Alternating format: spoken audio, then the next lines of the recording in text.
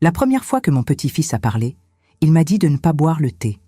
Un garçon diagnostiqué comme muet depuis sa naissance, qui n'avait jamais prononcé un seul mot en 9 ans de vie, m'a regardé directement dans les yeux et a murmuré avec une clarté effrayante que je ne devais pas toucher à cette tasse que sa mère avait spécialement préparée pour moi. À cet instant, alors que je tenais la porcelaine encore chaude entre mes mains tremblantes, j'ai réalisé 2 choses en même temps. Mon petit-fils n'a jamais été muet et quelqu'un de très proche voulait me voir morte. Mon fils et ma belle-fille venaient de sortir par la porte de mon appartement, portant des valises pour une croisière d'1 semaine en Méditerranée. Je pouvais encore entendre le bruit des talons de Céline descendant les escaliers de l'immeuble quand Théo, mon petit-fils aux yeux bleus et aux cheveux blonds, a cessé de se balancer sur le canapé du salon, a tourné son visage vers moi et a parlé. Simplement parler. Comme si c'était la chose la plus naturelle du monde. La tasse de thé était sur la table basse, fumante. Céline avait insisté pour que je le boive dès leur départ, disant que c'était un mélange spécial d'herbes qui aiderait mes douleurs articulaires. Elle avait été si attentionnée en le préparant, si minutieuse en le versant dans la tasse en porcelaine blanche aux fleurs bleues que j'avais reçue de mon défunt mari. Maintenant, cette même tasse semblait contenir du poison. Je m'appelle Geneviève Marchand et je vis seule dans un appartement de 2 chambres à Nantes, dans le quartier de l'île de Nantes, près de la Loire. Ma fenêtre de cuisine donne sur le fleuve et, les jours ensoleillés, je peux voir les mouettes voler bas au-dessus de l'eau. Je suis veuve depuis 4 ans, depuis quand mon mari Philippe est mort d'une crise cardiaque foudroyante alors qu'il arrosait les pots de géranium sur notre petit balcon. Depuis, ma vie s'est résumée à une routine silencieuse de rendez-vous médicaux, de courses au marché du quartier et de visites occasionnelles de mon fils unique Julien, de sa femme Céline et de mon petit-fils Théo. Théo est né par un matin froid de décembre. Et dès le premier jour, les médecins ont remarqué que quelque chose était différent. Il n'a pas pleuré à la naissance. Il n'a émis aucun son. Dans les mois suivants, alors que d'autres bébés commençaient à babiller, Théo restait complètement silencieux. Les consultations avec des spécialistes se sont multipliées. Neurologues, orthophonistes, otorhino-laryngologistes. Tous sont arrivés à la même conclusion. Théo avait une condition rare qui affectait sa capacité à parler. Céline a beaucoup pleuré à cette époque, et moi, en tant que grand-mère, j'ai fait de mon mieux pour soutenir mon fils et ma belle-fille pendant cette période difficile. J'ai même appris un peu de langage des signes pour mieux communiquer avec mon petit-fils. Mais maintenant, ce samedi de mars, avec l'appartement plongé dans le silence interrompu seulement par le tic-tac de l'horloge ancienne au mur du salon, Théo parlait. Sa voix était fine, délicate, mais parfaitement articulé. Il ne bégayait pas. Il n'hésitait pas. Il parlait comme n'importe quel enfant de 9 ans parlerait. Je suis restée paralysée sur le canapé, incapable de traiter ce qui se passait. Théo s'est approché de moi, ses petits pas prudents sur le tapis persan usé qui couvre le sol du salon. Il a posé sa petite main sur la mienne et a répété, cette fois avec plus d'urgence dans la voix, que je ne devais pas boire ce thé. Que sa mère préparait quelque chose de très mauvais. Que j'étais en danger. Mon esprit tournait en rond, essayant de trouver une explication logique. Était-il possible que tous les médecins se soient trompés?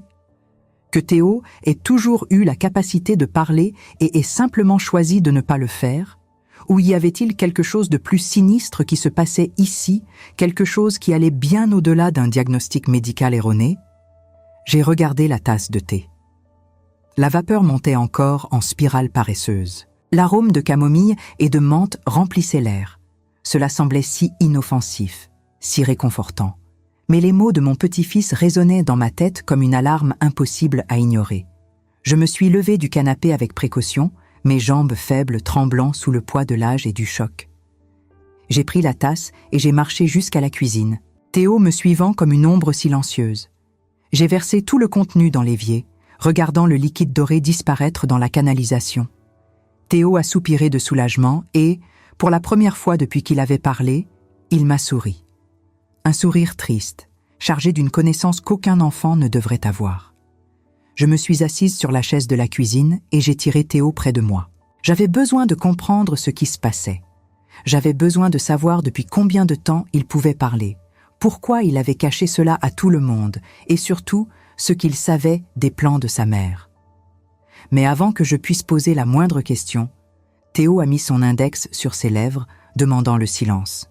Il a pointé vers le salon, où je gardais mon téléphone fixe sur une petite table à côté du canapé. Avec des mouvements lents et calculés, Théo m'a conduite jusqu'au téléphone. Il a pris l'appareil et, avec une dextérité surprenante pour un enfant de son âge, il a retiré le couvercle arrière. Là, à l'intérieur, fixé avec du ruban adhésif, il y avait un petit dispositif noir que je n'avais jamais vu auparavant. Un microphone. Quelqu'un m'écoutait. Le sang s'est glacé dans mes veines. Théo a remis le couvercle du téléphone avec précaution et m'a tiré vers la chambre d'amis, la pièce la plus éloignée du salon. Il a fermé la porte et finalement, à voix basse, il a commencé à tout me raconter. Il m'a dit qu'il n'avait jamais été muet, que depuis tout petit, sa mère lui avait appris à faire semblant, menaçant de faire des choses terribles à moi et à son père s'il parlait un jour devant d'autres personnes. Il m'a dit que Céline planifiait ma mort depuis des mois, attendant le bon moment pour exécuter son plan. Il m'a dit qu'elle avait mis quelque chose dans le thé, quelque chose qui ferait croire que j'étais morte de cause naturelle, d'une crise cardiaque comme mon mari, et que personne ne suspecterait rien. En écoutant ces révélations sortir de la bouche de mon petit-fils, j'ai senti mon monde s'effondrer. La femme que j'avais accueillie à bras ouverts dans ma famille, que je traitais comme une fille, pour qui je cuisinais le dimanche et que j'aidais avec des cadeaux de Noël, cette même femme voulait me voir morte. Mais pourquoi ? Qu'avais-je fait pour mériter tant de haine ? Théo m'a expliqué que tout était lié à l'argent et à l'héritage que je laisserais à ma mort. Céline avait découvert que mon appartement valait beaucoup plus qu'elle ne l'imaginait, surtout après que la région de l'île de Nantes ait commencé à se valoriser avec les nouveaux projets de revitalisation urbaine. Elle savait aussi que j'avais un livret d'épargne, des actions que mon mari avait achetées il y a des années, et qui valaient maintenant une petite fortune. Céline ne voulait pas attendre. Elle ne voulait partager avec personne. Elle voulait tout pour elle, et elle le voulait maintenant. J'ai senti la nausée monter dans ma gorge. J'ai couru aux toilettes et j'ai vomi. Mon corps rejetant non seulement le petit déjeuner que j'avais pris plus tôt, mais la réalité elle-même qui m'était imposée. Théo est resté à l'extérieur de la porte, attendant patiemment, sa présence silencieuse maintenant chargée d'une signification complètement nouvelle. Quand j'ai finalement réussi à me ressaisir, je me suis lavé le visage dans le lavabo et j'ai regardé mon reflet dans le miroir. Une femme aux cheveux grisonnants, aux rides profondes autour des yeux, aux mains tachées par l'âge. Une femme qui avait toujours cru que sa plus grande richesse était sa famille. Et maintenant, je découvrais que cette même famille était prête à me tuer pour de l'argent. Vous qui m'écoutez maintenant, peut-être êtes-vous mère comme je l'ai été, ou grand-mère comme je le suis. Peut-être avez-vous aussi tout donné pour votre famille, renoncé à vos rêves pour voir les leurs se réaliser. Et si vous vous identifiez à cela, si mon histoire touche votre cœur d'une manière ou d'une autre, je vous demande de laisser un commentaire me disant d'où vous regardez. Savoir que je ne suis pas seule dans cette douleur me donne la force de continuer à raconter ce qui s'est passé. Et si vous le pouvez, abonnez-vous à la chaîne pour suivre le reste de cette histoire, car ce qui vient ensuite va vous montrer que même dans les situations les plus désespérées, il y a encore de l'espoir. Je suis retournée dans la chambre d'amis où Théo attendait. Je me suis assise sur le lit et j'ai serré mon petit-fils dans mes bras. Il s'est blotti contre moi et, pour la première fois en 9 ans, j'ai entendu sa voix murmurer à mon oreille qu'il m'aimait. J'ai pleuré. J'ai pleuré comme je n'avais pas pleuré depuis les funérailles de mon mari. Mais ce n'était ni pas seulement des larmes de tristesse, c'était des larmes de colère, de trahison et aussi d'une détermination croissante de ne pas me laisser être victime sans me battre. J'ai demandé à Théo comment il savait tout cela. Il m'a expliqué que Céline n'avait pas fait attention en parlant de ses plans quand elle pensait qu'il dormait, qu'elle parlait au téléphone avec quelqu'un, un homme que Théo ne connaissait pas, discutant des détails de la façon dont il ferait paraître ma mort naturelle. Qu'elle avait acheté un type spécial de poison sur Internet, quelque chose qui causerait des symptômes identiques à une crise cardiaque et qui ne serait pas détecté lors d'une autopsie superficielle. Qu'elle avait déjà choisi le salon funéraire et le cimetière où je serais enterrée. Le niveau de planification était effrayant. Céline n'agissait pas par impulsion. Ce n'était pas une décision prise dans le feu de l'action. C'était prémédité, calculé, froid. Et d'une certaine manière, cela rendait tout encore plus terrifiant. Théo m'a ensuite révélé quelque chose qui a brisé mon cœur en morceaux encore plus petits. Mon fils Julien savait. Peut-être pas tous les détails, peut-être pas le poison spécifique ou le moment exact, mais il savait que Céline avait des plans pour moi. Et il n'avait rien fait pour l'empêcher. Il avait choisi sa femme au lieu de sa mère. Il avait choisi l'argent au lieu de l'amour qui l'avait élevé. Cette révélation a été pire que de découvrir le poison. Une belle fille qui vous trahit est douloureux, mais un fils qui vous abandonne est une blessure qui ne peut pas cicatriser. J'ai pensé à toutes les fois où j'avais tenu Julien dans mes bras quand il était bébé, aux nuits blanches quand il avait de la fièvre, aux sacrifices que j'avais faits pour lui donner une vie meilleure. Et à la fin, rien de tout cela n'avait d'importance. À la fin, je n'étais qu'un obstacle entre lui et une vie financièrement confortable. Théo a senti mon angoisse et a serré ma main plus fort. Il m'a dit qu'il ne pouvait plus faire semblant, qu'il ne pouvait pas rester silencieux pendant que sa mère me faisait du mal, qu'il préférait affronter n'importe quelle conséquence plutôt que de laisser quelque chose de mal m'arriver. À ce moment-là, en regardant dans les yeux bleus de mon petit-fils, j'ai vu plus de courage et d'intégrité que j'en avais vu chez beaucoup d'adultes tout au long de ma vie. L'après-midi passait et le ciel dehors commençait à s'assombrir. Théo et moi sommes restés dans la chambre d'amis, planifiant quoi faire. Il m'a alerté que nous ne pourrions pas aller à la police immédiatement. Céline avait des contacts, des gens qui pourraient l'aider à s'échapper si elle savait que nous allions la dénoncer. Nous avions besoin de preuves concrètes. Nous devions la prendre en flagrant délit ou trouver des preuves irréfutables de son plan. Théo m'a parlé d'un cahier que Céline gardait caché dans le placard de sa chambre, un cahier où elle notait toutes les étapes de son plan. Il avait vu ce cahier plusieurs fois quand sa mère pensait qu'il était distrait avec des jouets. Si nous pouvions récupérer ce cahier, nous aurions la preuve dont nous avions besoin. Mais il y avait un problème. Céline et Julien reviendraient de la croisière dans exactement 1 semaine. Pendant ce temps, je devais être morte. Quand ils reviendraient et me trouveraient vivante, Céline saurait que quelque chose avait mal tourné. Elle pourrait détruire toutes les preuves. Elle pourrait réessayer, d'une manière différente, peut-être plus brutale. Nous devions agir vite et intelligemment. Ce soir-là, pendant que je préparais un dîner simple d'omelette et de salade pour Théo et moi, j'ai commencé à formuler un plan. Si Céline voulait me voir morte, alors c'est ce qu'elle verrait. Je simulerais ma propre mort. Je la laisserais penser que son plan avait fonctionné. Et pendant qu'elle se sentirait en sécurité et victorieuse, je rassemblerais toutes les preuves nécessaires pour la détruire. Théo a approuvé mon plan d'un hochement de tête sérieux, bien au-delà de la maturité que n'importe quel enfant de 9 ans devrait avoir. Nous avons fini de dîner en silence, chacun perdu dans ses propres pensées sombres. Ensuite, j'ai mis Théo au lit dans la chambre d'amis, chantant doucement la même berceuse que je chantais à Julien quand il était petit.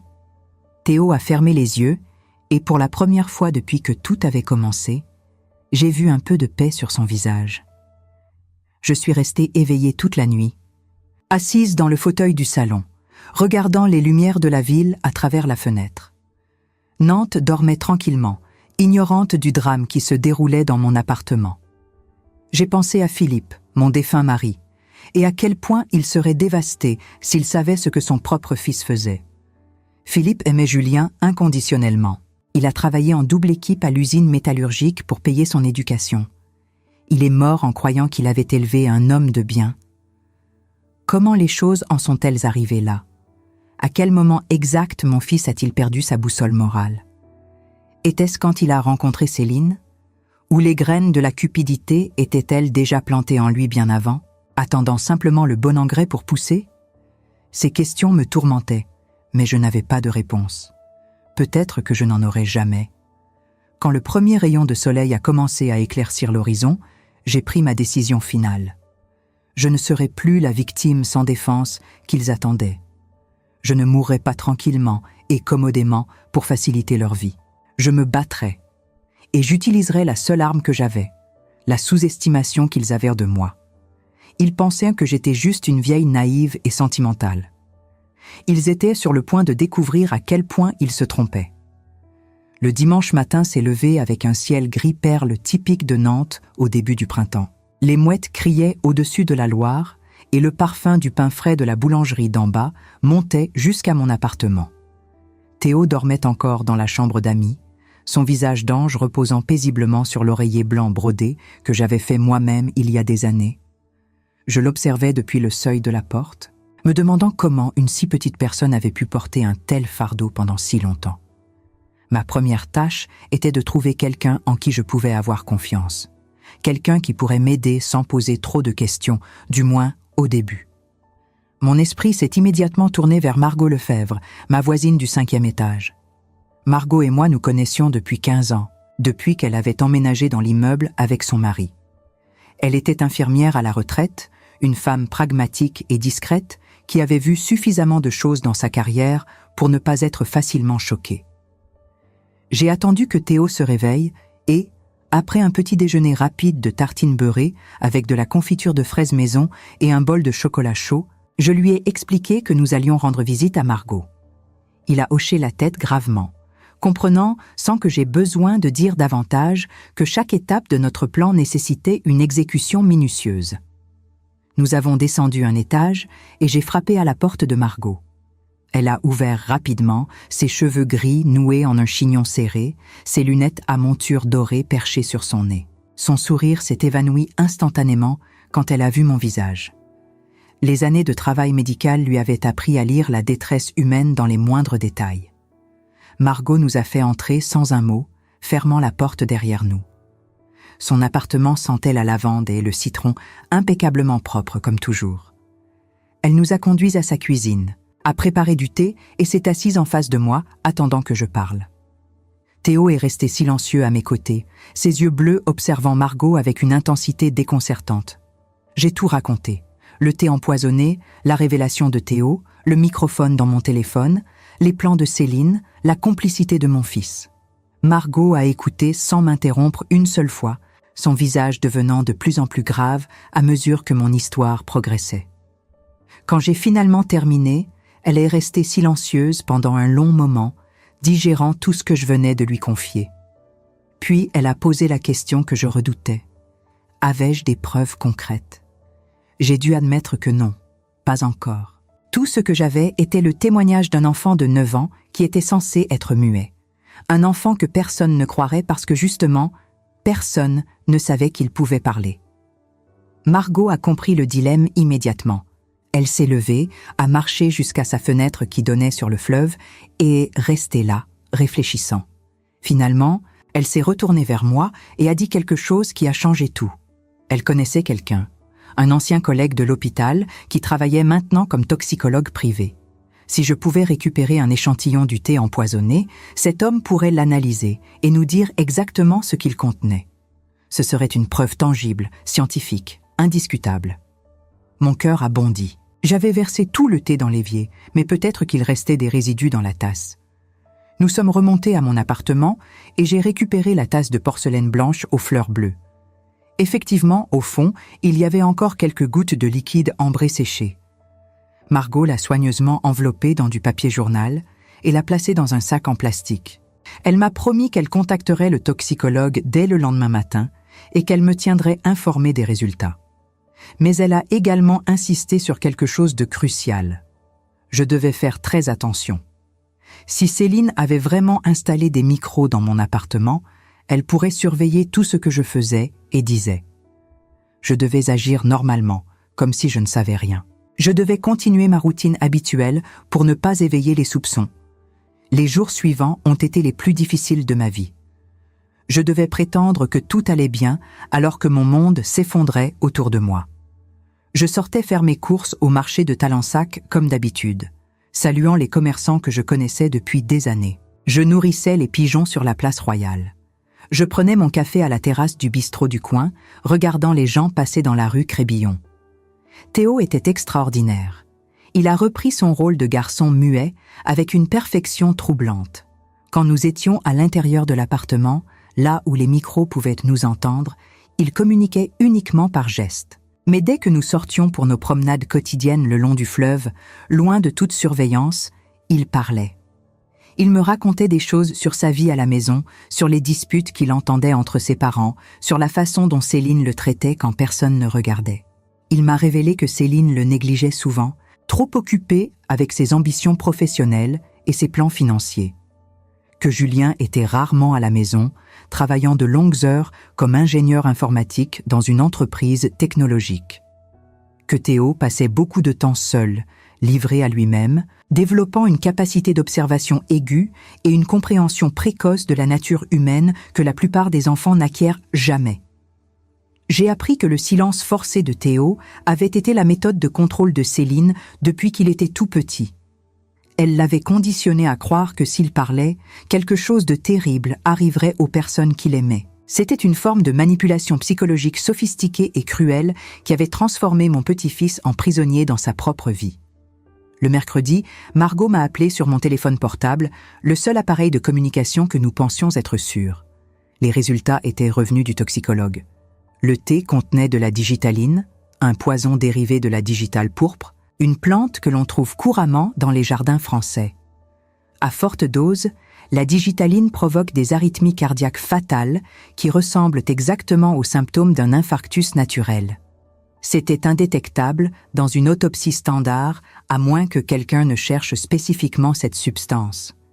Céline avait fait ses recherches. Elle avait choisi un poison qui aurait parfaitement accompli sa mission sans laisser de traces.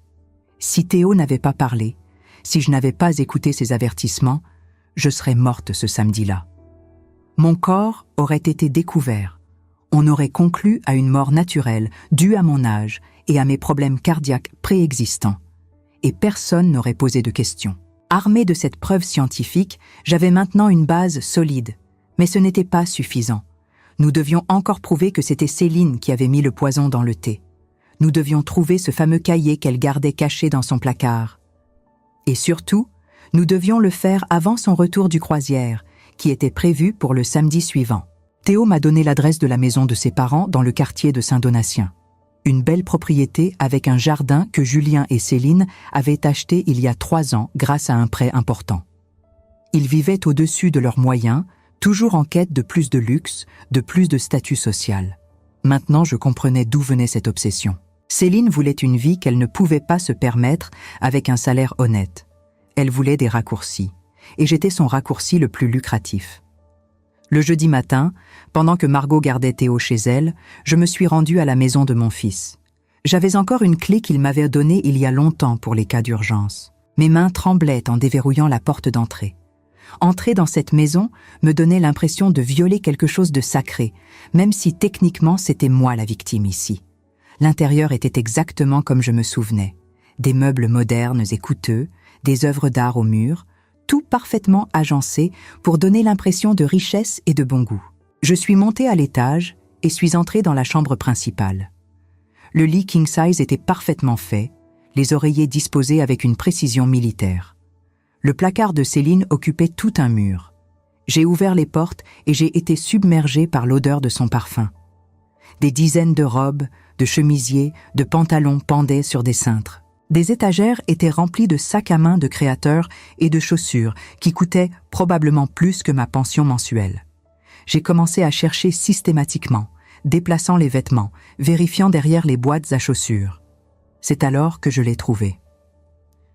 Caché dans une boîte à chaussures Louis Vuitton tout au fond du placard, il y avait un cahier noir à couverture rigide. Mon cœur battait si fort que j'avais peur de m'évanouir. J'ai pris le cahier avec des mains tremblantes et je l'ai ouvert. Les premières pages contenaient des notes financières, des calculs sur la valeur de mon appartement, des estimations sur mes économies, des projections sur l'héritage que Julien recevrait après ma mort. Puis venait le plan détaillé, les dates, les méthodes, les alibis. Tout était là, écrit de la main soignée de Céline. Elle avait même noté où elle avait acheté la digitaline, un site web sur le dark web accessible uniquement avec des navigateurs spéciaux. Plus troublant encore, il y avait des pages entières sur Théo. Comment elle l'avait entraîné au silence depuis qu'il était bébé? Les menaces qu'elle utilisait pour le contrôler, les punitions qu'elle lui infligeait quand il essayait de parler. En lisant ces passages, mes larmes ont commencé à couler. Mon petit-fils avait souffert d'une manière que je n'avais jamais imaginée, et j'étais restée aveugle à tout cela. Mais ce qui m'a vraiment brisé le cœur, c'était la dernière section du cahier. Céline avait écrit que si jamais Théo parlait ou si son plan échouait d'une manière ou d'une autre, elle avait un plan B. Elle enverrait Théo dans un internat spécialisé en Suisse, loin de tout le monde, où il ne pourrait jamais révéler ce qu'il savait. Elle était prête à sacrifier son propre fils pour protéger ses secrets. J'ai photographié chaque page du cahier avec mon téléphone portable, puis je l'ai remis exactement où je l'avais trouvé, en m'assurant que tout dans le placard était exactement comme je l'avais trouvé. Céline ne devait pas savoir que j'avais été là. Pas encore. En sortant de la maison, j'ai remarqué un voisin qui me regardait depuis son jardin. Un homme âgé que je ne connaissais pas. Il m'a fait un signe de la main et je lui ai rendu son salut, essayant de paraître aussi normal que possible. Mon cœur battait la chamade. Et si quelqu'un mentionnait ma visite à Céline quand elle reviendrait? Mais il était trop tard pour m'inquiéter de ça maintenant. J'avais les preuves dont j'avais besoin. De retour chez Margot, j'ai montré les photos à elle et à Théo. Margot a pâli en lisant les passages sur l'empoisonnement. Théo est resté stoïque, comme s'il savait déjà tout ce qui était écrit là. Il a juste murmuré qu'il était content que je sois enfin au courant de tout. Nous avions maintenant 2 types de preuves solides. L'analyse toxicologique du thé et les confessions écrites de Céline dans son cahier. C'était suffisant pour aller à la police. Margot était d'accord. Mais Théo a exprimé une préoccupation importante. Si nous allions à la police maintenant, Céline serait arrêtée sur le bateau de croisière ou à son retour. Mais qu'en serait-il de Julien? Il pourrait prétendre qu'il ne savait rien, qu'il était innocent, et sans preuve directe de sa complicité, il pourrait s'en sortir. Théo voulait que son père assume également ses responsabilités. Il m'a dit qu'il avait entendu des conversations téléphoniques entre Céline et Julien où ils discutaient de mon appartement et de ce qu'ils feraient de l'argent après ma mort. Mais ces conversations n'étaient pas enregistrées. C'était la parole d'un enfant contre celle d'un adulte. C'est alors que j'ai eu une idée risquée mais qui pourrait fonctionner. Nous allions tendre un piège. Nous allions laisser Céline et Julien revenir de leur croisière en pensant que j'étais morte. Nous allions les laisser se montrer tels qu'ils étaient vraiment. Et nous allions enregistrer tout. Margot pensait que c'était trop dangereux, que je jouais avec ma vie, mais j'étais déterminée. Je voulais voir de mes propres yeux et entendre de mes propres oreilles ce que mon fils et ma belle-fille diraient quand ils penseraient que j'étais morte. Je voulais cette confirmation finale avant d'aller à la police. Le vendredi, j'ai mis mon plan en mouvement. J'ai appelé le médecin de famille, le docteur Rousseau, et lui ai dit que je me sentais très mal, que j'avais des douleurs à la poitrine et que j'avais peur d'avoir des problèmes cardiaques. Il m'a demandé de venir immédiatement à son cabinet, mais je lui ai dit que j'étais trop faible pour me déplacer. Pourrait-il venir chez moi? Le docteur Rousseau est arrivé 1 heure plus tard. C'était un homme dans la 50aine, avec des cheveux poivre et sel et des lunettes rondes. Il me connaissait depuis des années et s'occupait de mon mari Philippe avant sa mort. Je lui ai fait confiance suffisamment pour lui révéler une partie de la vérité. Pas tout, mais assez pour obtenir son aide. Je lui ai expliqué que je soupçonnais quelqu'un d'avoir essayé de m'empoisonner et que j'avais besoin de son aide pour faire croire que j'étais morte. Il était sceptique au début, mais quand je lui ai montré l'analyse toxicologique et quelques photos du cahier de Céline, son expression est devenue très sérieuse. Il a accepté de m'aider. Le samedi matin, le jour où Céline et Julien devaient revenir de leur croisière, le docteur Rousseau est venu à mon appartement avec une ambulance. Margot avait emmené Théo faire une longue promenade pour qu'il ne soit pas là. Le médecin m'a installé sur une civière et m'a emmené. Pour quiconque observait depuis les fenêtres de l'immeuble, cela ressemblait à une urgence médicale réelle. Mais au lieu de m'emmener à l'hôpital, l'ambulance m'a conduite à une clinique privée dans la banlieue de Nantes, un établissement où le docteur Rousseau avait des contacts. Là, j'ai été installée dans une chambre confortable où je pouvais me cacher et attendre. Le médecin a signé un certificat de décès provisoire indiquant que j'étais morte d'un infarctus du myocarde. Ce certificat serait utilisé uniquement pour tromper Céline et Julien, pas pour des procédures officielles. Margot a été informée de ma mort et elle a joué son rôle de voisine choquée à la perfection. Elle a même pleuré quand d'autres voisins lui ont demandé ce qui s'était passé. La nouvelle s'est répandue dans l'immeuble. La pauvre Madame Marchand était morte subitement, comme son mari avant elle. Quelle tragédie! Théo est revenu à l'appartement avec Margot et a dû faire face à la réalité de notre plan. Il savait que je n'étais pas vraiment morte, mais il devait agir comme si j'étais. C'était beaucoup demander à un enfant, mais Théo avait déjà prouvé qu'il était plus fort que la plupart des adultes. Céline et Julien sont rentrés du Cruzeiro en fin d'après-midi. Margot les a interceptés dans le hall de l'immeuble avant qu'ils ne montent à mon appartement. Elle leur a dit la terrible nouvelle. Geneviève était morte. Une crise cardiaque soudaine. C'était tellement inattendu. Théo était avec elle quand c'était arrivé. J'ai tout regardé et écouté grâce à Margot qui portait discrètement un petit micro enregistreur dans sa poche. La réaction de Céline était parfaitement calibrée. Des larmes, des expressions de choc, des mains tremblantes portées à la bouche. Si je ne savais pas la vérité, j'aurais été convaincue de son chagrin sincère. Mais Julien, mon fils a réagi différemment. Il y a eu un bref moment, juste une fraction de seconde, où j'ai vu quelque chose passer sur son visage. Du soulagement. Puis il s'est ressaisi et a joué son rôle de fils en deuil. Mais ce moment fugace m'a dit tout ce que j'avais besoin de savoir. Il était complice, pleinement et consciemment. Margot leur a dit que Théo était chez elle, qu'il était sous le choc et qu'elle s'occupait de lui. Céline et Julien sont montés à mon appartement pour récupérer leurs affaires et celles de Théo. C'est là que notre véritable piège allait se refermer. Avant de partir pour la clinique, j'avais installé des caméras cachées dans mon appartement avec l'aide de Margot. De petits dispositifs discrets placés stratégiquement dans la salle de séjour, la cuisine et ma chambre. Tout ce que Céline et Julien feraient et diraient serait enregistré. Et ils n'ont pas déçu. À peine 15 minutes après être entrés dans mon appartement, Céline et Julien ont laissé tomber leur masque de deuil. J'ai regardé l'enregistrement en direct depuis mon téléphone portable dans la chambre de la clinique, mon cœur se serrant à chaque seconde qui passait. Céline s'est assise sur mon canapé, celui où j'avais passé tant de soirées à lire et à tricoter, et elle a ri, un rire léger, presque musical, complètement dénué de remords. Elle a dit à Julien que tout s'était déroulé exactement comme prévu, que la vieille idiote avait bu le thé sans se poser de questions, que maintenant, ils étaient libres de commencer leur nouvelle vie. Julien a rejoint sa femme sur le canapé et l'a embrassée. Mon propre fils, celui que j'avais porté dans mon ventre pendant 9 mois, a embrassé la femme qui venait de me tuer. Du moins, c'est ce qu'il croyait. Il a dit quelque chose qui m'a glacé le sang. Il a dit qu'il était content que ce soit enfin fini, que j'étais devenue un fardeau, que l'appartement et l'argent leur permettraient enfin de vivre comme ils le méritaient. Céline a sorti son téléphone et a commencé à appeler des agents immobiliers. Elle voulait mettre mon appartement sur le marché immédiatement. Elle parlait de prix de vente, de rénovation qu'il pourrait en faire pour augmenter la valeur. Elle planifiait la vente de ma maison avant même que mon corps soit froid. Puis la conversation a pris un tour encore plus sombre. Julien a demandé à Céline ce qu'ils allaient en faire avec Théo. Céline a répondu sans la moindre hésitation qu'il l'enverrait dans cet internat en Suisse dont elle avait parlé dans son cahier. Loin de tout, où il ne pourrait causer aucun problème.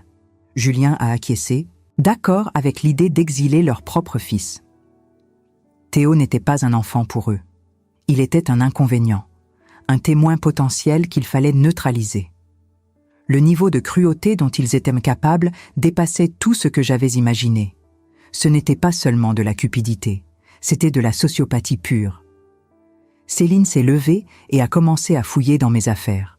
Elle a ouvert les tiroirs de mon bureau, cherchant des documents financiers. Elle a trouvé mes relevés bancaires, mes certificats d'action, le titre de propriété de l'appartement. Elle les a triés méthodiquement, comme une femme d'affaires évaluant des actifs. Julien, pendant ce temps, était au téléphone avec quelqu'un, un avocat apparemment. Ils discutaient de la procédure de succession, de comment accélérer le processus. Il mentionnait que sa mère n'avait pas de testament, ce qui signifiait que tout lui reviendrait automatiquement en tant que fils unique. Il riait en disant ça. Mon fils riait en parlant de mon héritage. J'ai dû éteindre mon téléphone pendant un moment. Je ne pouvais plus regarder. La douleur était trop intense. J'ai pleuré dans cette chambre de clinique stérile. Pleuré pour la famille que je pensais avoir. Pour le fils que j'avais perdu, non pas à la mort, mais à la cupidité. pour les années d'amour et de sacrifice qui se révélaient être complètement vaines. Margot m'a appelé plus tard dans la soirée. Elle avait récupéré Théo et l'avait ramené chez elle. Céline et Julien étaient allés dîner dans un restaurant chic du centre-ville pour célébrer, même s'ils avaient dit à Margot que c'était pour se changer les idées après le choc de ma mort. Théo allait bien dans les circonstances.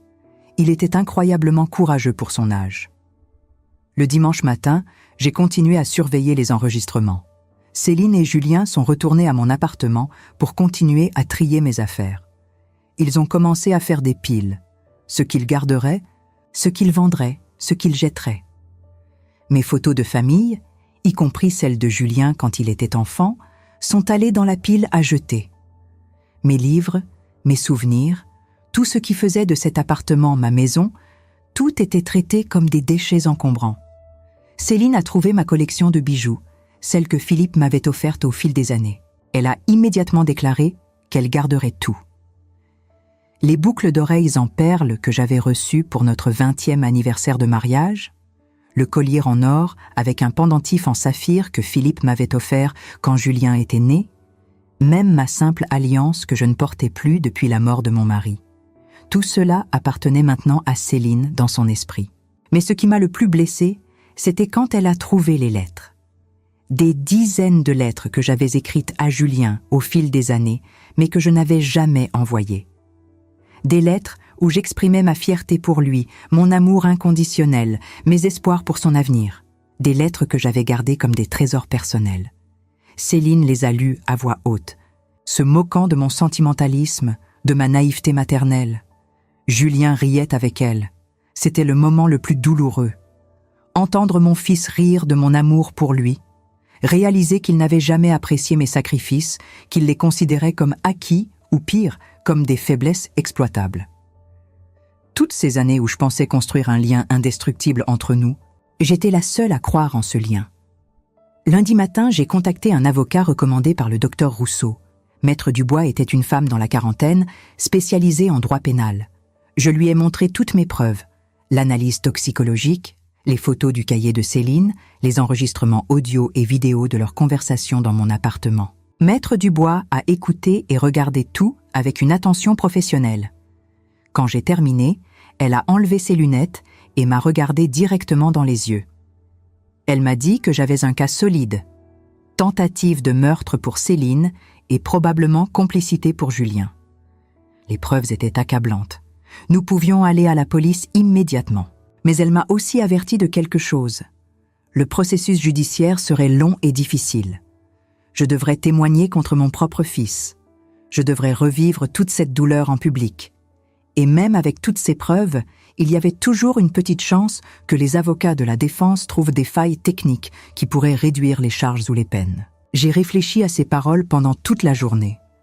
Étais-je prête à détruire complètement ce qui restait de ma famille ? Théo n'aurait plus de parents. Il deviendrait orphelin de facto. Et moi, j'aurais à porter le poids de cette décision pour le reste de ma vie. Mais alors je me suis souvenu des mots de Théo quand il m'avait révélé la vérité. Il m'avait dit qu'il ne pouvait plus rester silencieux. Qu'il préférait affronter n'importe quelle conséquence plutôt que de laisser sa mère me faire du mal. Mon petit-fils de 9 ans avait eu plus de courage moral que moi. Si lui pouvait être si brave, comment pouvais-je être moins ? Le mardi, Margot m'a informé que Céline avait commencé les démarches pour organiser mes funérailles. Elle avait choisi le crématorium le moins cher, la cérémonie la plus simple possible. Pas de fleurs, pas de réception après. Juste une incinération rapide et efficace. Même dans la mort, Céline voulait économiser de l'argent sur moi. Cette information a renforcé ma résolution. J'ai appelé Maître Dubois et lui ai dit d'aller de l'avant. Nous allions à la police. Le mercredi matin, accompagné de mon avocate, je me suis présentée au commissariat central de Nantes. L'officier de service a été visiblement choqué de me voir. Les nouvelles de ma mort s'étaient répandues dans le quartier et il avait été informé par mes voisins. J'ai expliqué que les rapports de ma mort étaient grandement exagérés. Puis j'ai raconté toute l'histoire à la police, montré toutes mes preuves. 2 inspecteurs ont été assignés à l'affaire. L'inspecteur Moreau, un homme dans la cinquantaine avec des cheveux gris et une moustache, et l'inspectrice Laurent, une femme plus jeune avec des yeux perçants et un air déterminé. Ils ont pris mon témoignage pendant des heures. Ils ont examiné chaque preuve, posé des centaines de questions. Ils voulaient s'assurer que tout était légal, que nous n'avions pas violé de loi en obtenant ces preuves. Maître Dubois a expliqué que les enregistrements faits dans mon propre appartement étaient légaux puisque c'était ma propriété. Les photos du cahier étaient plus délicates, mais comme j'avais techniquement encore une clé légale de la maison de mon fils, il y avait des arguments pour leur admissibilité. Les inspecteurs ont décidé d'agir rapidement. Ils ne voulurent pas risquer que Céline et Julien découvrent que j'étais vivante et qu'ils fuient. Un mandat d'arrêt a été émis immédiatement. L'opération était prévue pour le jeudi matin. Cette nuit-là, je n'ai presque pas dormi. Je pensais à Théo. Comment réagirait-il quand ses parents seraient arrêtés? Margot m'avait assuré qu'elle resterait avec lui, qu'elle le soutiendrait pendant cette épreuve. Mais pouvais-je vraiment lui infliger ça? Le priver de ses parents, même s'ils étaient terribles? Puis je me suis rappelé quelque chose que Théo m'avait dit quelques jours plus tôt. Il m'avait dit qu'il se sentait plus en sécurité et plus aimé pendant cette semaine avec moi et Margot qu'il ne s'était senti pendant toute sa vie avec ses parents. Il m'avait dit que si ses parents partaient, il espérait pouvoir rester avec moi. Que je pouvais être sa vraie famille. Ces mots m'ont donné la force de continuer. Je ne faisais pas ça par vengeance. Je le faisais pour protéger Théo, pour lui donner une chance d'avoir une vraie vie, une vie où il ne serait pas manipulé et abusé psychologiquement. Une vie où il pourrait parler librement, être lui-même, grandir dans l'amour au lieu de la peur. Le jeudi matin à 6 heures, la police a frappé à la porte de la maison de mon fils. Céline et Julien ont été réveillés et arrêtés dans leur lit. Les accusations ont été lues. Tentative de meurtre avec préméditation pour Céline, complicité de tentative de meurtre pour Julien. Ils ont été menottés et emmenés au commissariat sous le regard horrifié des voisins. La perquisition de la maison a révélé encore plus de preuves. Le cahier noir était toujours dans le placard de Céline, exactement où je l'avais trouvé. Ils ont aussi trouvé des emails entre Céline et son contact sur le dark web, des recherches internet sur la digitaline et ses effets, et même un deuxième téléphone que Céline utilisait pour ses communications criminelles. J'étais au commissariat quand ils ont été amenés pour interrogatoire. Je suis resté dans une salle d'observation avec les inspecteurs, regardant à travers une vitre sans teint. Céline a maintenu son innocence au début, prétendant que le cahier était de la fiction, qu'elle écrivait un roman policier. Mais confrontée aux enregistrements audio et vidéo de ses conversations avec Julien après ma supposée mort, elle n'a plus pu nier. Julien, lui, a essayé de rejeter toute la faute sur Céline. Il a prétendu qu'il ne savait rien du poison, que Céline avait agi seule. Mais les enregistrements prouvèrent le contraire. On l'entendait clairement discuter de l'héritage, célébrer ma mort, planifier l'avenir avec l'argent qu'il penserait obtenir. Il était complice, et les preuves étaient irréfutables. À un moment, pendant son interrogatoire, Julien a demandé à me voir. Les inspecteurs m'ont demandé si je voulais lui parler. J'ai hésité. Une partie de moi voulait entendre ce qu'il avait à dire, voir s'il exprimerait des remords. Mais une autre partie savait que ce serait trop douloureux. Finalement, j'ai refusé. Céline et Julien ont été officiellement inculpés et placés en détention provisoire en attendant leur procès.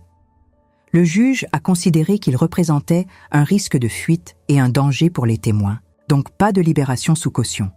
Ils resteraient en prison jusqu'au procès. Quand je suis sortie du commissariat ce jeudi après-midi, je me suis sentie épuisée, mais aussi étrangement soulagée. C'était fini. La menace était neutralisée. Je pouvais rentrer chez moi, dans mon appartement, et recommencer à vivre sans peur. Margot m'attendait dehors avec Théo. Mon petit-fils a couru vers moi et m'a serré dans ses bras. Il pleurait, mais c'était des larmes de soulagement. Il m'a murmuré qu'il m'aimait, que j'étais la personne la plus courageuse qu'il connaissait. Je l'ai tenu contre moi, sentant son petit corps trembler, et j'ai promis que tout irait bien maintenant, que nous étions en sécurité, que nous étions ensemble.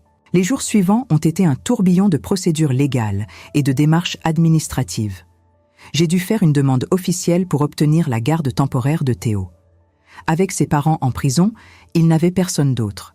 Les services sociaux ont fait une évaluation et, compte tenu des circonstances, Ils ont approuvé rapidement ma demande. Théo a emménagé officiellement dans mon appartement. Nous avons transformé la chambre d'amis en sa chambre. Margot nous a aidés à acheter des meubles neufs, des jouets, des vêtements. Pour la première fois de sa vie, Théo avait un espace qui était vraiment à lui, décoré selon ses goûts, rempli de choses qu'il aimait. Le changement en lui était remarquable. En l'espace de quelques semaines, il est passé d'un enfant silencieux et replié sur lui-même à un garçon joyeux et bavard. Il parlait constamment, comme s'il rattrapait 9 années de silence forcé. Il posait des questions sur tout, racontait des histoires, riait aux éclats. C'était magnifique de le voir s'épanouir. Nous avons aussi commencé une thérapie ensemble. Un psychologue spécialisé dans les traumatismes infantiles nous a aidés à traiter ce que nous avions vécu. Théo avait besoin de parler de la manipulation psychologique qu'il avait subie, de comprendre que rien de tout cela n'était sa faute. Et moi, j'avais besoin d'apprendre à faire mon deuil du fils que je pensais avoir et à accepter la réalité de qui il était vraiment devenu. Le procès a eu lieu 6 mois plus tard, en septembre. Le palais de justice de Nantes était bondé. L'affaire avait attiré beaucoup d'attention médiatique. Une belle-fille qui essaie d'empoisonner sa belle-mère pour l'héritage, un fils complice, un petit-fils courageux qui sauve sa grand-mère. C'était le genre d'histoire qui fascinait le public. J'ai dû témoigner. Monter à la barre et raconter toute l'histoire devant une salle pleine d'étrangers était terrifiant. Mais j'avais Théo dans le public, assis entre Margot et le docteur Rousseau. Chaque fois que je me sentais faiblir, je regardais mon petit-fils et je trouvais la force de continuer. Céline et Julien étaient assis côte à côte au banc des accusés. Céline gardait un visage impassible, froide et calculatrice jusqu'à la fin. Mais Julien... Mon fils ne pouvait pas me regarder dans les yeux. Il fixait le sol, les épaules voûtées, l'image même de la défaite. Les avocats de la défense ont essayé différentes stratégies. Ils ont tenté de discréditer le témoignage de Théo en soulignant son jeune âge. Ils ont questionné la légalité de certaines preuves. Ils ont même suggéré que j'avais monté toute cette affaire pour me venger de problèmes familiaux antérieurs. Mais les preuves étaient trop solides. Le cahier de Céline, l'analyse toxicologique, les enregistrements audio et vidéo. Tout s'assemblait pour former un cas inattaquable. Le procès a duré 2 semaines. Finalement, le jury s'est retiré pour délibérer. Nous avons attendu pendant 8 heures angoissantes. Quand ils sont revenus, le verdict était unanime. Coupable sur tous les chefs d'accusation. Céline a été condamnée à 20 ans de prison pour tentative de meurtre avec préméditation. Julien a reçu 12 ans pour complicité. Le juge a été particulièrement sévère dans ses remarques, soulignant la froideur et le calcul derrière leurs actions, ainsi que l'abus psychologique infligé à Théo pendant des années. Quand les sentences ont été prononcées, j'ai ressenti un mélange d'émotions complexes. Du soulagement que justice soit faite, de la tristesse pour la famille que nous aurions pu être, et quelque chose qui ressemblait presque à de la pitié pour Julien, qui avait gâché sa vie par pure cupidité. Après le verdict, Julien a demandé à me parler une dernière fois avant d'être emmené pour purger sa peine. Cette fois, j'ai accepté. Nous nous sommes rencontrés dans une petite salle du palais de justice, un officier présent pour superviser. Julien s'est assis en face de moi et, pour la première fois depuis le début de cette horrible affaire, il a pleuré. De vraies larmes, pas les larmes calculées qu'il avait montrées en apprenant ma fausse mort. Il m'a dit qu'il était désolé, que quelque part en chemin, il avait perdu son âme, que Céline l'avait changé, mais qu'au fond, il savait que c'était sa propre faiblesse qui l'avait conduit là. Il m'a demandé si je pouvais lui pardonner. J'ai regardé cet homme qui était autrefois mon petit garçon, ce fils que j'avais tant aimé, et j'ai réalisé que je ne savais pas comment répondre. Le pardon n'était pas quelque chose qui pouvait venir facilement après une telle trahison. Mais peut-être qu'avec le temps, avec beaucoup de temps, je pourrais trouver un moyen de faire la paix avec tout cela. Je lui ai dit que j'avais besoin de temps, que je ne pouvais pas lui donner le pardon qu'il cherchait maintenant, mais que peut-être, un jour, nous pourrions trouver un chemin vers une forme de réconciliation. Pas une relation parent-enfant comme avant, ça ne serait jamais possible, mais peut-être quelque chose de différent, quelque chose de plus honnête. Julien a hoché la tête, acceptant ma réponse. Puis, il m'a demandé des nouvelles de Théo. Comment allait son fils? Je lui ai dit la vérité, que Théo s'épanouissait, qu'il parlait maintenant librement, qu'il allait à l'école, qu'il avait des amis, qu'il était heureux d'une manière qu'il n'avait jamais été avant. Julien a souri tristement. Il m'a dit qu'au moins quelque chose de bon était sorti de tout ce désastre, que son fils avait échappé au cycle toxique dans lequel lui-même était tombé. Puis il m'a demandé si Théo voulait le voir.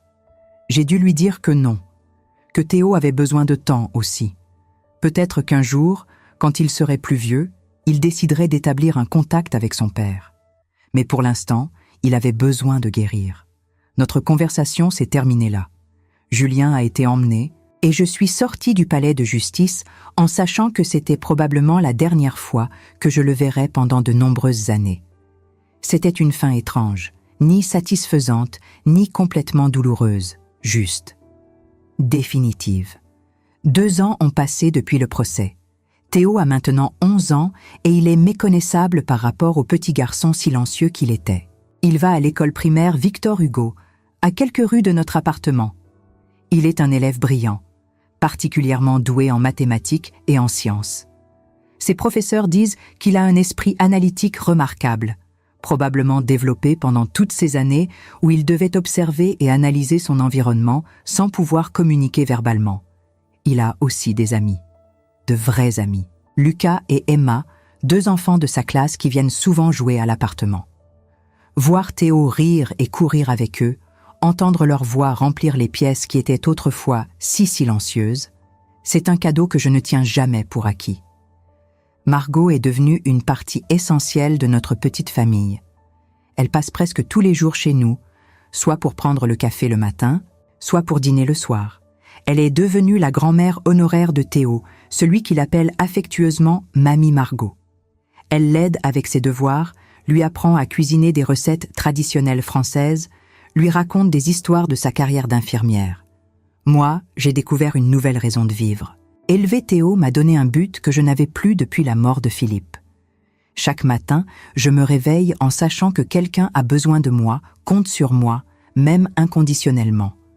C'est à la fois épuisant et merveilleux. À mon âge, je pensais que mes années de maternité active étaient terminées, mais la vie m'a donné une seconde chance. Nous avons établi de nouvelles traditions ensemble. Chaque dimanche, nous allons au marché de Talensac ensemble, Théo m'aidant à choisir les légumes et le poisson pour la semaine.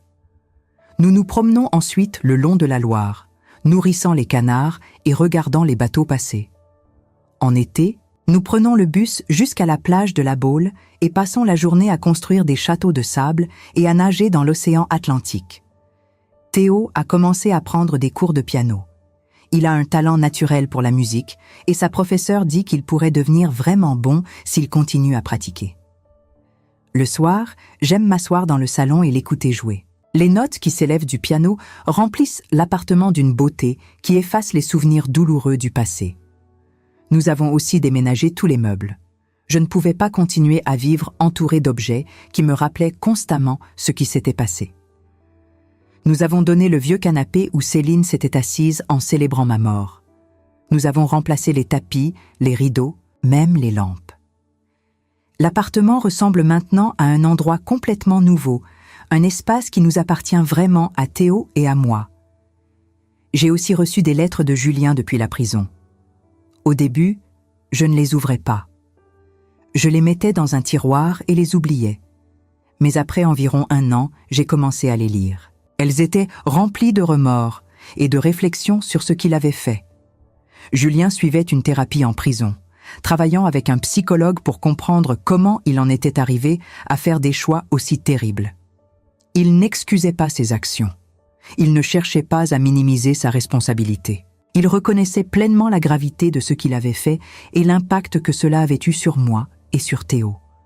Cette honnêteté brutale était quelque chose de nouveau venant de lui. Pendant toute sa vie adulte, Julien avait toujours trouvé des moyens de justifier ses comportements égoïstes. Maintenant, pour la première fois, il prenait pleine responsabilité. J'ai commencé à lui écrire en retour. Pas souvent, peut-être une lettre tous les 2 ou 3 mois. Je lui racontais comment Théo allait, les progrès qu'il faisait à l'école, les petites victoires quotidiennes. Je pensais que Julien méritait au moins de savoir que son fils était heureux et en sécurité, même s'il ne pouvait pas être là pour le voir. Céline, par contre, n'a jamais exprimé le moindre remords. Selon les rapports de la prison, elle maintient toujours qu'elle ne voulait pas vraiment me tuer, que c'était juste un plan qu'elle n'aurait jamais exécuté. Elle refuse de participer à toute thérapie et reste convaincue qu'elle est la vraie victime dans cette histoire. Théo n'a aucun intérêt à la contacter. Et franchement, je ne l'encourage pas à le faire. L'histoire a aussi eu des répercussions inattendues. Après que les médias aient couvert le procès, j'ai commencé à recevoir des lettres d'autres personnes âgées à travers la France qui avaient vécu des situations similaires. Des grands-parents dont les familles les exploitaient financièrement. Des parents âgés dont les enfants attendaient impatiemment leur mort pour hériter. Des histoires qui brisèrent le cœur et qui montraient à quel point ce problème était répandu. Avec l'aide de Margot et de quelques autres bénévoles, j'ai créé un groupe de soutien pour les personnes âgées, victimes d'abus financiers ou émotionnels de la part de leur famille. Nous nous réunissons une fois par semaine dans une salle communautaire du quartier. Nous partageons nos histoires, nous nous conseillons mutuellement. Nous nous rappelons que nous ne sommes pas seuls. Ce groupe est devenu quelque chose d'important pour moi. Transformer ma douleur en quelque chose qui peut aider les autres donne un sens à tout ce que j'ai traversé. Si mon histoire peut empêcher même une seule personne de devenir victime comme j'aurais pu l'être, alors peut-être que tout cela n'aura pas été complètement en vain. Théo m'a aussi aidé à créer une petite fondation. Nous l'avons appelée « La Voix de Théo », en l'honneur du courage qu'il a montré en brisant son silence. La fondation aide les enfants qui sont victimes de manipulations psychologiques ou d'abus émotionnels de la part de leurs parents.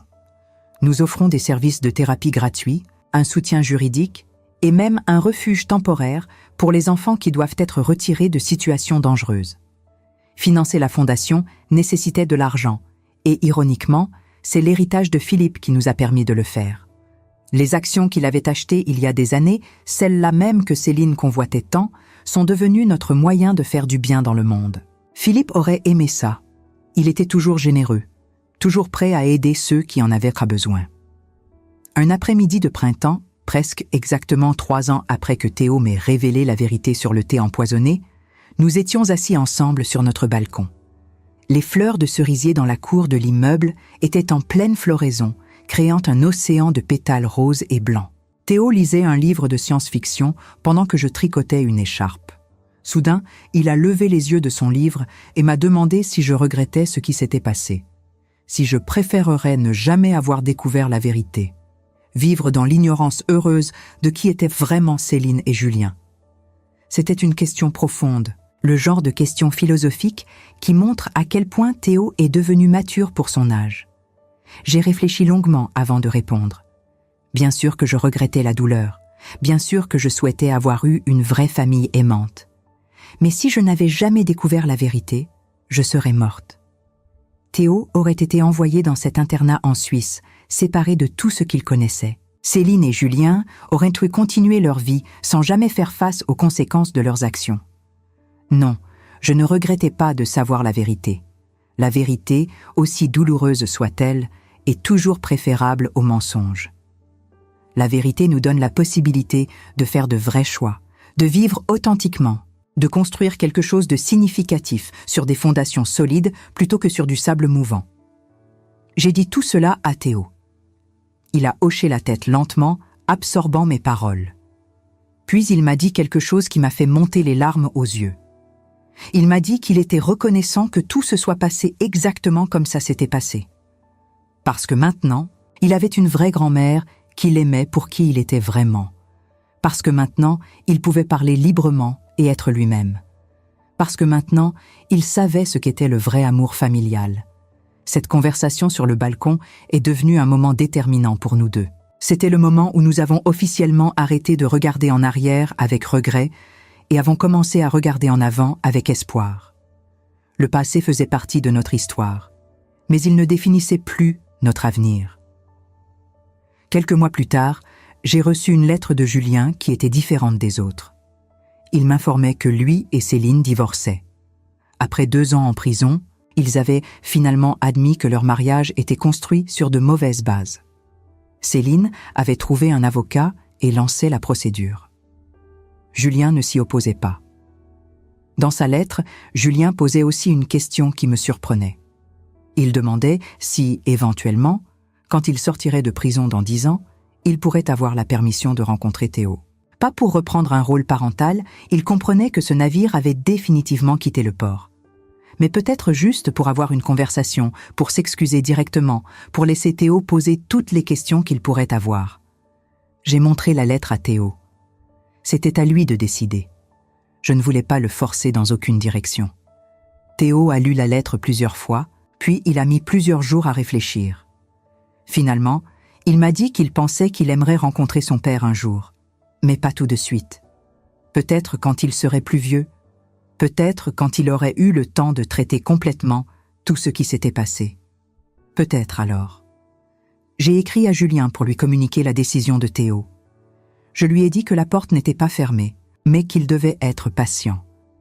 Qu'il devait utiliser son temps en prison pour vraiment changer, pour devenir quelqu'un digne de rencontrer son fils un jour.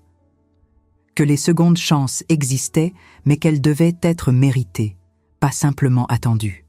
Le printemps est devenu été, puis automne, puis hiver. Les saisons tournaient, chacune apportant ses propres joies et défis. Théo a grandi, passant de 11 à 12 ans. Il est devenu plus grand, sa voix a commencé à changer. Je voyais les premières traces de l'homme qu'il allait devenir, et j'étais fière de ce que je voyais. Nous avons célébré son 12e anniversaire avec une grande fête dans notre appartement. Tous ses amis de l'école étaient là, ainsi que Margot, le docteur Rousseau, maître Dubois, et même certains membres du groupe de soutien que j'avais créé. L'appartement était rempli de rires, de musique et de vie. C'était exactement le genre de célébration que tous les enfants méritent, mais que Théo n'avait jamais eu avant. Pendant la fête, alors que je regardais Théo souffler les bougies de son gâteau d'anniversaire entouré de gens qu'il aimait vraiment, j'ai réalisé quelque chose. Nous avions non seulement survécu à la trahison et à la tentative de meurtre, mais nous avions prospéré, malgré tout. Nous avions pris quelque chose de terrible et l'avions transformé en quelque chose de beau. La famille que Théo et moi avons créée ensemble n'est peut-être pas conventionnelle. Elle est composée d'une grand-mère et de son petit-fils, avec une voisine bienveillante comme grand-mère adoptive. Mais c'est une vraie famille, construite sur l'amour authentique, le respect mutuel et la confiance. C'est le genre de famille que l'argent ne peut pas acheter et que la cupidité ne peut pas détruire. Aujourd'hui, quand je regarde en arrière sur tout ce qui s'est passé, je vois une histoire qui m'a appris des leçons précieuses. J'ai appris que l'amour familial ne peut pas être tenu pour acquis, qu'il doit être continuellement nourri et protégé. J'ai appris que même les gens que nous aimons le plus peuvent nous décevoir profondément, mais que cela ne signifie pas que nous devons perdre notre capacité à aimer.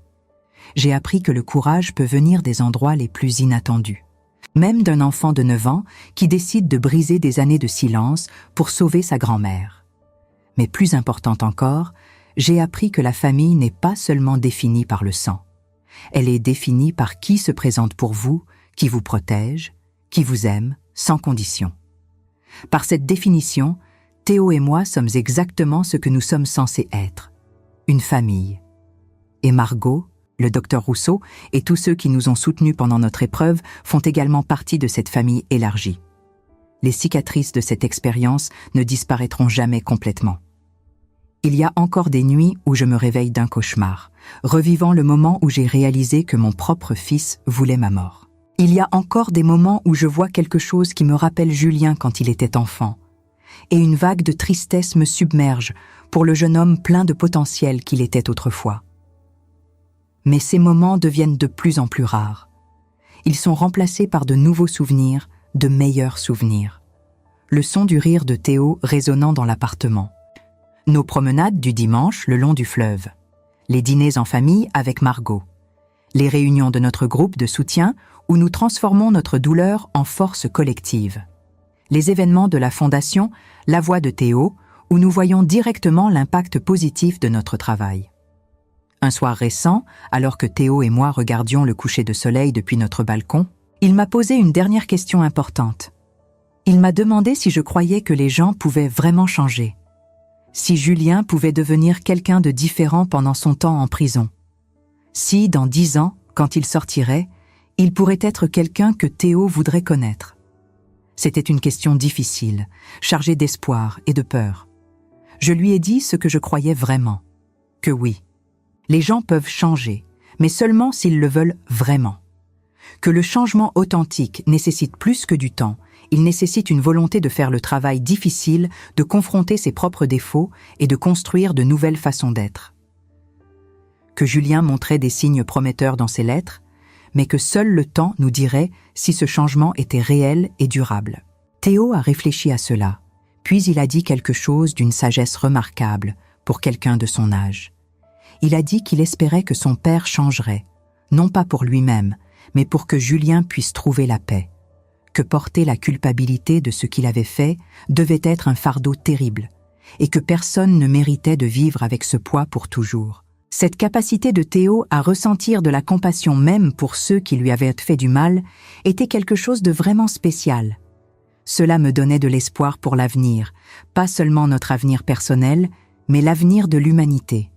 Si un enfant qui avait été si cruellement manipulé pouvait encore trouver la capacité de pardonner, alors peut-être qu'il y avait de l'espoir pour nous tous.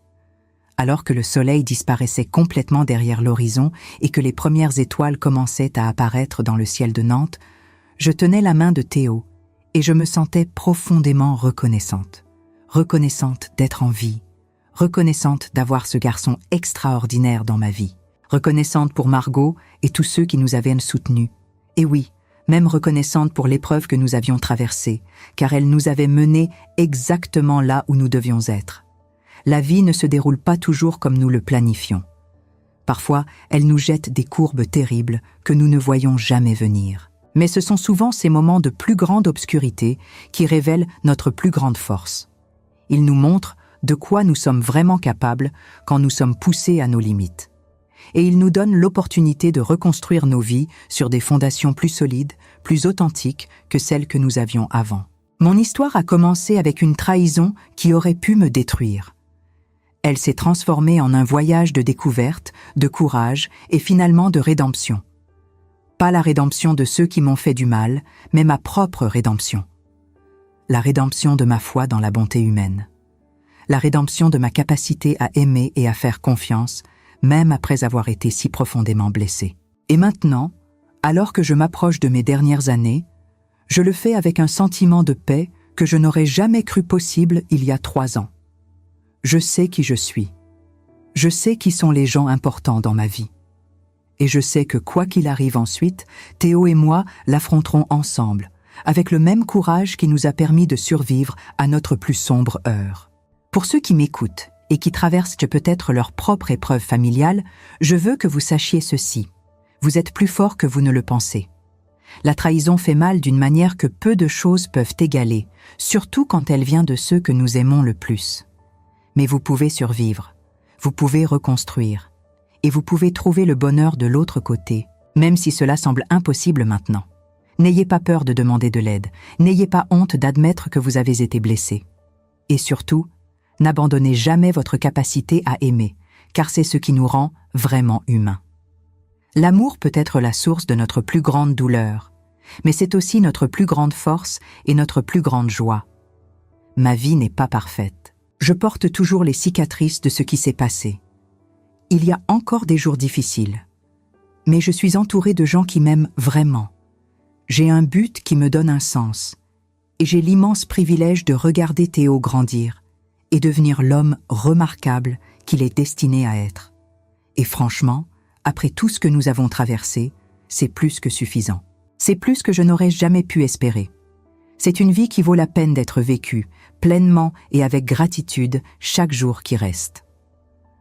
Alors oui, mon étau de 9 ans a parlé pour la première fois ce jour-là, et ces mots ont sauvé ma vie. Mais ce n'était que le début de l'histoire. La vraie histoire est celle de ce qui s'est passé ensuite. Comment nous avons pris cette révélation terrifiante et l'avons transformée en quelque chose de beau. Comment nous avons trouvé notre chemin vers la lumière à travers les ténèbres. Et comment nous continuons, jour après jour, à construire une vie basée sur l'amour authentique plutôt que sur les mensonges et la manipulation. C'est notre histoire, c'est ma vérité, Et je la partage dans l'espoir qu'elle peut apporter du réconfort, de l'inspiration ou simplement la connaissance que vous n'êtes pas seul, peu importe ce que vous traversez. Nous sommes tous dans cette vie ensemble, naviguant ces complexités du mieux que nous pouvons. Et parfois, simplement savoir que quelqu'un d'autre a survécu à quelque chose de similaire peut faire toute la différence. Merci de m'avoir écouté. Merci de m'avoir permis de partager mon histoire avec vous. Et si vous vous retrouvez face à votre propre trahison, à votre propre tasse de thé empoisonnée métaphorique, rappelez-vous, vous avez la force de survivre. Vous avez le courage de reconstruire. Et de l'autre côté, attend une vie qui pourrait être différente de celle que vous aviez imaginée, mais qui peut être tout aussi belle, voire plus. Avez-vous déjà ressenti cette douleur silencieuse de réaliser que ceux pour qui vous avez tout sacrifié ne vous voient plus comme une personne, mais comme un obstacle? Cette sensation de devenir invisible aux yeux de votre propre famille, d'être réduite à ce que vous possédez plutôt qu'à ce que vous êtes. Je sais que beaucoup d'entre vous qui m'écoutez en ce moment portent peut-être des cicatrices semblables, des trahisons qui ne se voient pas mais qui pèsent lourd sur le cœur. Si mon histoire résonne en vous, si elle touche une blessure ancienne ou vous rappelle votre propre combat, j'aimerais vraiment savoir ce que vous en pensez. Laissez-moi un commentaire en me disant ce que vous auriez fait dans cette situation. Et dites-moi aussi d'où vous m'écoutez en ce moment. Êtes-vous seul, chez vous, dans votre salon, cherchant un peu de compagnie dans ces récits qui nous rappellent que nous ne sommes jamais vraiment seuls dans nos épreuves? Vos mots, vos réflexions et même vos propres histoires m'apportent un réconfort immense et me rappellent pourquoi je partage ce témoignage avec vous. Chaque commentaire que vous laissez crée un fil invisible entre nous, une communauté de femmes qui se comprennent sans avoir besoin de s'expliquer. Et si vous voulez connaître la suite de mon histoire, si vous voulez savoir comment j'ai réussi à affronter Céline et Julien, comment Théo et moi avons trouvé notre chemin vers la justice et la paix, alors je vous invite à vous abonner à cette chaîne. Parce que ce que vous venez d'entendre n'est que le début.